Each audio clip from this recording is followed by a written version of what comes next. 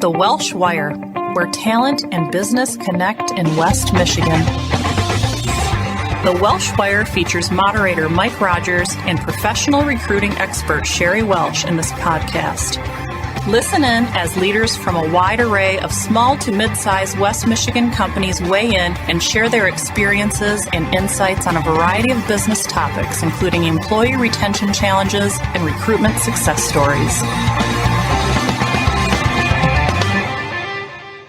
Hello, everybody. It's Mike Rogers. Welcome to the Welsh Wire, sponsored by the Family Business Alliance and featuring Sherry Welsh. Our guest today is Wade Wyant, President and CEO of Red Wagon. Welcome to the Welsh Wire, Wade. Thank you very much. So your operation is based in Grand Rapids. Tell us about Red Wagon and how you got started, Wade. Absolutely. So I'm a serial entrepreneur and I've had several startups. And this is really a passion project for me.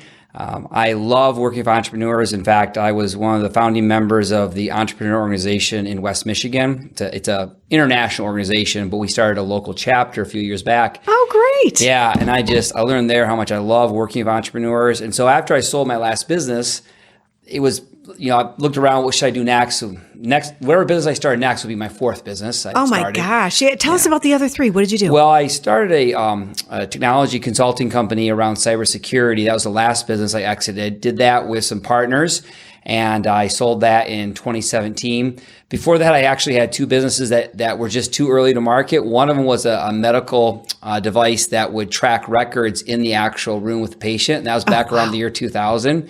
So it was just 10 years too early, right? We deployed it at several hospitals, but doctors didn't want to use it. And who knew 10 years later, they'd all be using iPads, but we were just a little too early.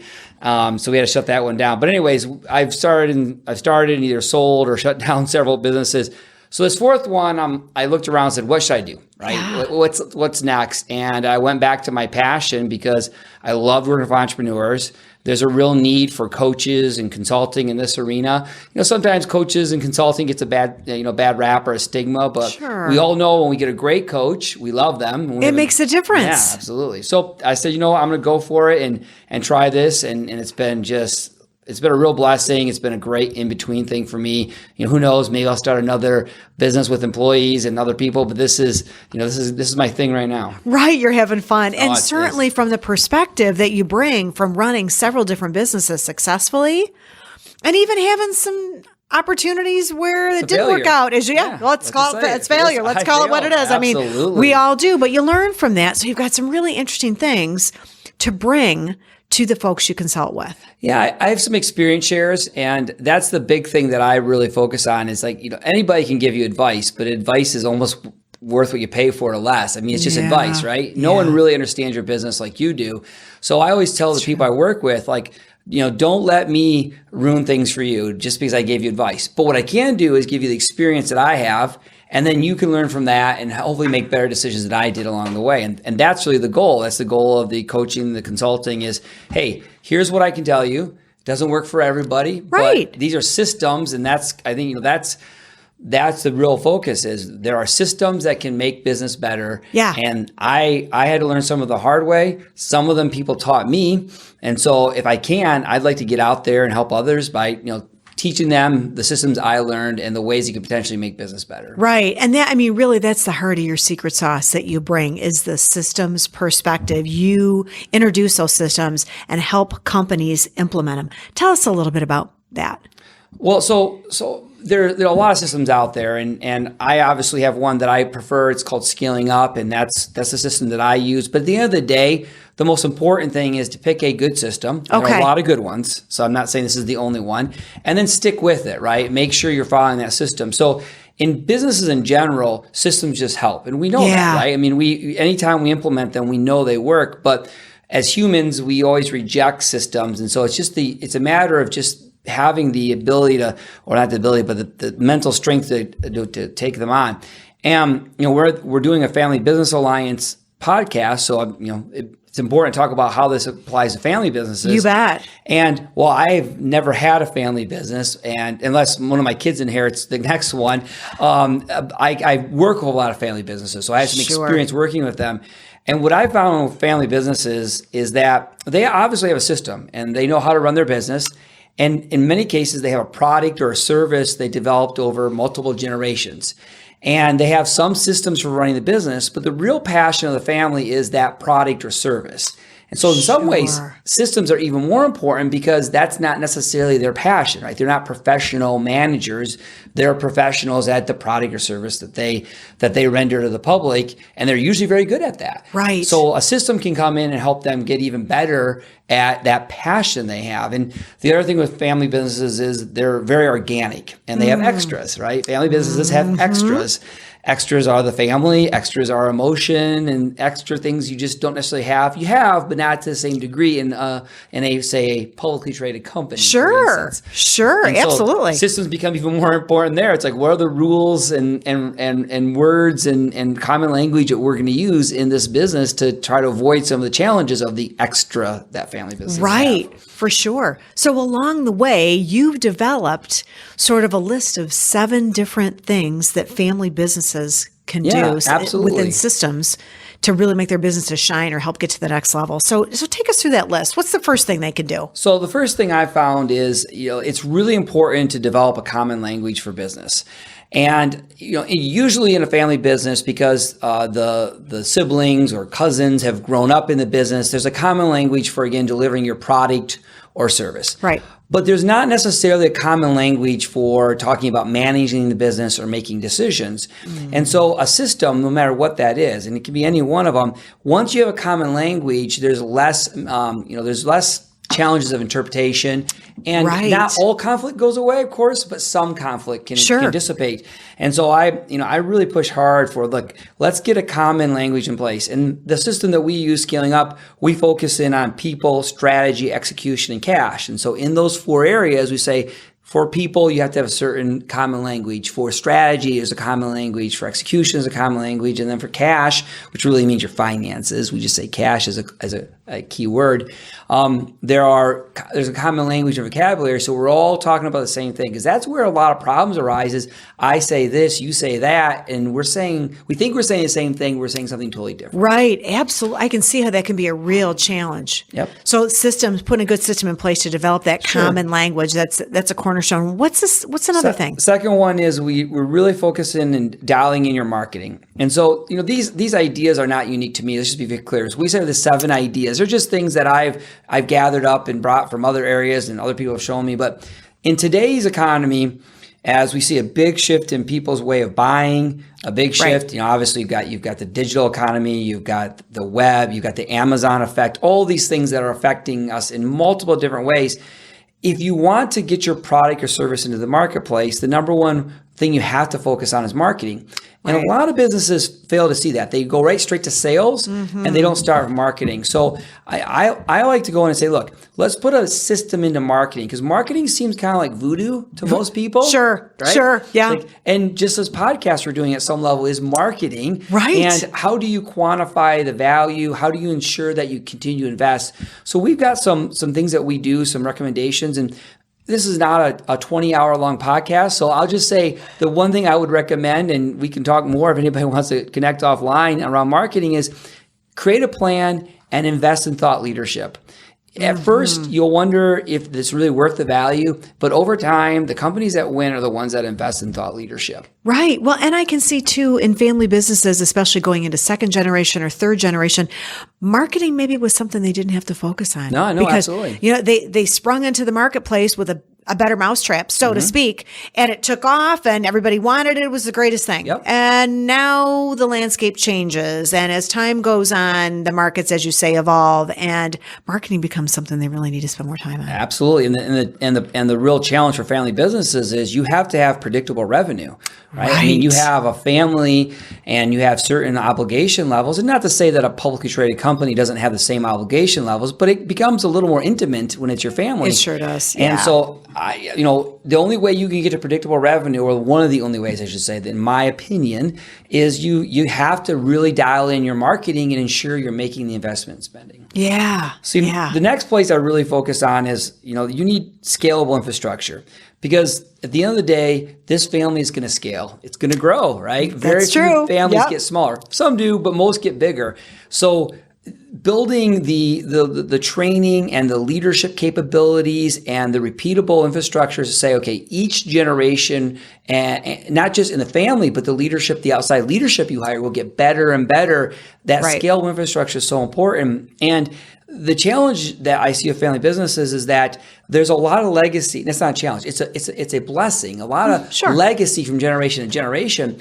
But the world doesn't work with legacy. The world works with change, right? You look at the millennials and the change in their thinking around management and leadership, and they want smaller teams. They want more dynamic accountability. There's a lot of things there. So your infrastructure, the way you lead and manage, has to be dynamic, and you have to be able to grow and change as generations grow and change. And I think most families, that's one of the number one things they focus on. But having a system to ensure you do it, and then you can have accountability, to me, that's one of the key things. Right. I'm sure in many family businesses, there's a senior level leadership, mom and dad, who think that they have it all dialed in. Yep. And the younger generations, millennials or Gen Xers that are rising to leadership positions, are thinking, I need a voice. I need a seat at the table. I need to be able to have more input into the way things are happening. Yeah, that's absolutely a part of it. And so that's one of the things we get into next, which is developing a better meeting rhythm. But circling back to what you just said in the third point, which is a scalable infrastructure, is that if you don't have a common language on how that input happens, how that training happens, how these people are enabled, does that just happen from mom and dad or grandpa and grandma or whatever? Where does that leadership training and how's that consistent? You might think, well, generations are a long time. This is even like within generations. I'm sure. So critical. Yeah. So you've shared with us 3 ways, and your 4th way is talking about better meetings. I'm assuming that if we get that common language business down and we dial into the marketing a little bit more and have a scalable infrastructure, the meetings are naturally going to happen a little bit better. Well, However, they can get even better. I will tell you, I got to give credit to Patrick Lencioni. I mean, he wrote the book literally on this, right? Yeah. Death by meeting. So this is no unique thinking to me. I would just say to everybody who's gotten this far into the podcast, go listen to Death by Meeting or read it. Patrick Lencioni, he dials in exactly what you need to do. And I think that we all have a certain amount of self-worth, and we think that we really know what we're doing in certain areas of our life, right? Sure. And so everybody believes they can run a meeting and they do a good job at it. But if you really ask the people around you how your meeting went, it probably wasn't as good as you thought. So I just stress the system of running good meetings that people want to attend and that get value, and that's one of the 7 points I really try to reinforce. But again, Patrick wrote the book on this. Go check that out. Yeah, it definitely can be an art. Yes. For sure. Running a good meeting can be an art. What's the next thing you would recommend? So assuming this is a multiple generation business, right, and the family is going to be in it for a long time, I'm a big fan, and I push lifelong learning. Now, that can, some ways, the idea of a commitment to lifelong learning could almost be dovetailed into scalable infrastructure, because in order to have a scalable infrastructure, you have to have lifelong learning. Yep, can see that. Yep. I like to separate them out, because if you don't have a commitment to that, it's very hard with a changing landscape. It doesn't matter what generation it was. Every generation had to face a changing landscape, right? Everybody. Sure, but like the speed. Speed's getting crazy. The speed at which we're changing right now is very different than what our maybe first generation or our parents who are running the business today might have faced. I'd like to think so. But then again, I always step back and go, I don't know. I didn't, run that first. Maybe that landscape was changing just as fast. But either way, no matter which generation it is, that commitment to lifelong learning is important. So what I'll do is when I'm working with a client, I'll say, look, this is not something I'm going to do. This is something you're going to do. But this is one of the systems you have to put in place, which is how are you going to ensure that everybody is getting that additional learning they need to be to be the manager they could be, to do the best job possible. Right. And isn't part of that too, Wade, a healthy curiosity about the industry, about your customers, about the economic landscape, about the region you do business in or the marketplace you serve, to just always be asking questions and learning from what others are doing or attempting to do or what might be changing in their operations, right? Yes. Just a healthy curiosity. Yeah. Yes, and yes. I mean, absolutely. You nailed it. And that some of that comes from mirroring, right? You have to mirror the behavior that you want the next generation to have. So true. And that's a whole nother podcast that we could get into at some point. But really thinking about what are you demonstrating to each generation, and is each generation picking on the right habits and doing the right things to ensure that they have the things you just named off. I 100% agree. So true, and they're watching. Oh, they are. Oh, yeah. I mean, they are watching you. It's funny you say that. I was just doing another podcast, a video cast actually for a family network that was just focused on how to have a great family in business. And one of the things that they asked me on there, they said, what have your kids learned from you?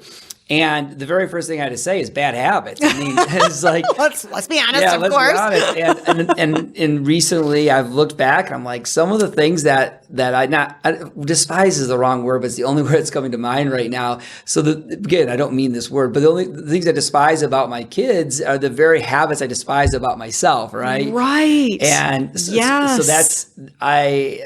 that mirroring is so critical, and they will learn. They absolutely learn from you. Yeah, they sure do. And your sixth tip for us today for family businesses that want to really grow and succeed has to do with real life goal setting. Yes. I put real life in there. You can use a lot of different words, but I think even though it's a simple way of stating it, it's not very articulate or thought-provoking, just real life. But you have to have that, because so often you'll have somebody in the family who is setting these goals that, sure, they're achievable, but they're such stretch goals, it just discourages everybody in the business. And I think that I always go for good, better, best. I don't think you ever set, whether you're doing proposals to clients or whether you're developing a new product or you're setting goals for the future. Let's say this is what good is. This is better. That's what we're really shooting for. And this is best, right? This is the big stretch goal, so that you don't frustrate the individuals in the business with you that are either family members or professional management or whatever it might be. That realistic goal setting is so important. And sometimes in families, it just isn't something they do a good job of. Right. I'm not saying every family, but there's I run into that, and I want to just encourage them. If you want to have a system, create a system that helps you set goals that are realistic, and you're not just pulling them out of the air. Why did we set this goal? What's the background? And then make sure they're smart, right? As you go forward, okay, it's great, good goal. Now, use smart goal settings. Again, we have another 20 hours, we can go into detail on that, which we don't, but I really push on that. Yeah, I would think part of that too would be getting the whole team involved in the goal. I mean, I would think it might be easy in a family business with family in leadership to let first, second generation who's running things right now, mom and dad, set most of the goals, cascade them down to the kids and the rest of the team. Or maybe it's just mom and dad and the rest of the family making the goals. Yeah.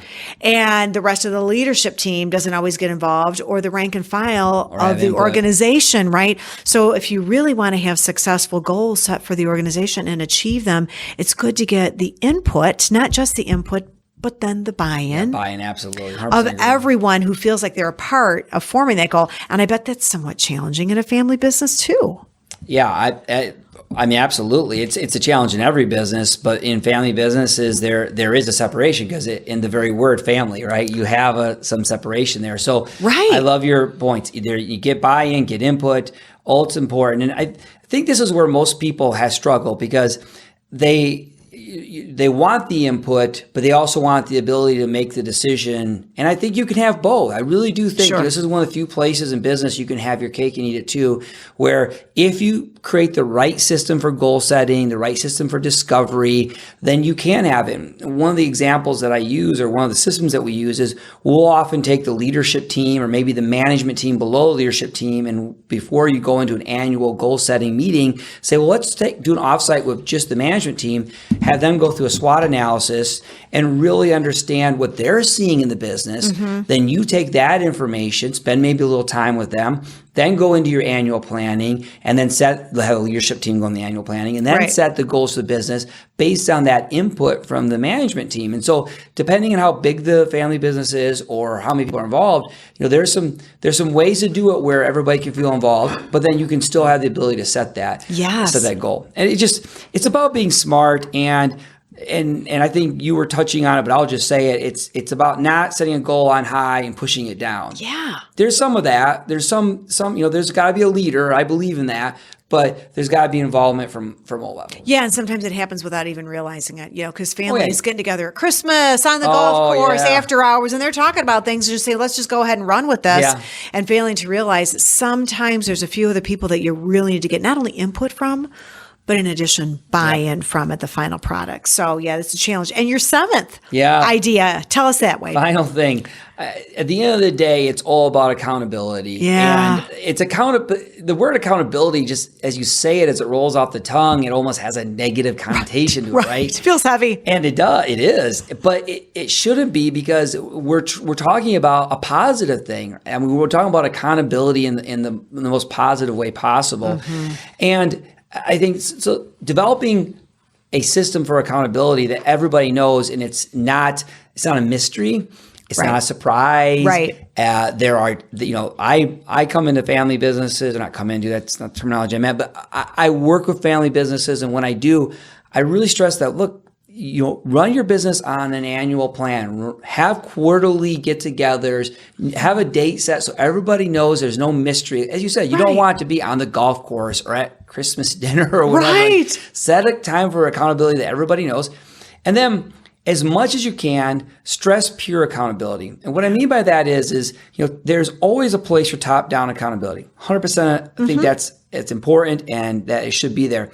But the more you can build a culture and a system, that's what we're talking about, systems of pure accountability, where peers are coming together, just like in a sporting team. You see this all the time, and it happens. March Madness is happening right now, and that's you can see that in basketball games where individuals on the basketball court are going down the court saying, "My bad, I should have done better," and other ones they don't have to say a word; they just look at each other, and there's a pure accountability.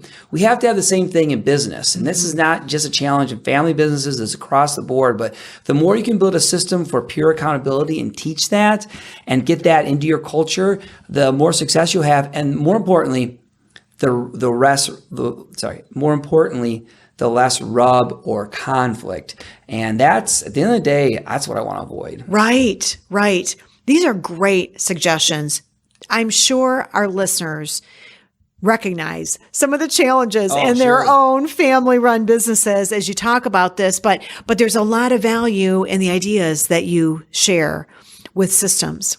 Yep. And what I would say, in closing is, we all listen to podcasts and read books, and I think most people, if you're listening to this podcast, you're a continuing learner. So you've got lifelong learning already dialed in, most likely. So that one's taken care of. What I would ask you, and what I always challenge people is, what was the one thing that you heard today that you could go implement today? Yeah. I mean, try to do 07, of course, and everything else you learn as you go along life. But what's one thing you need to go do right now?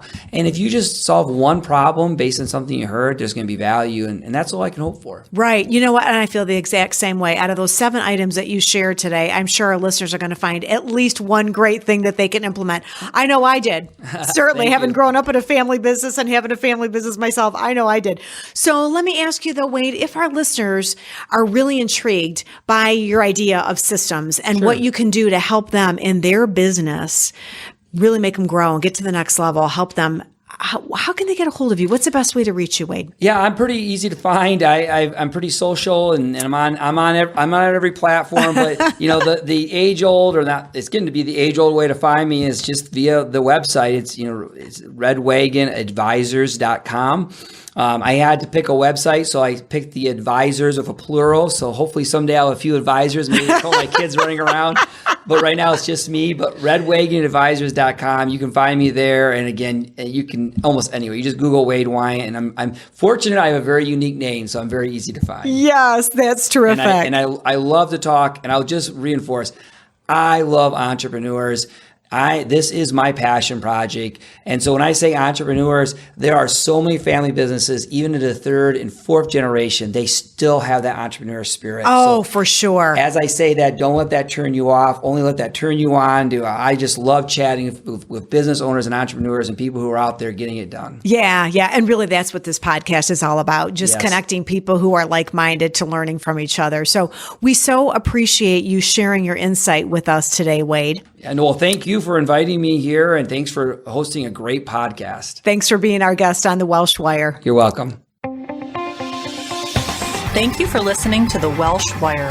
We hope you'll join us for the next episode. For more information, visit welshandassociates.net.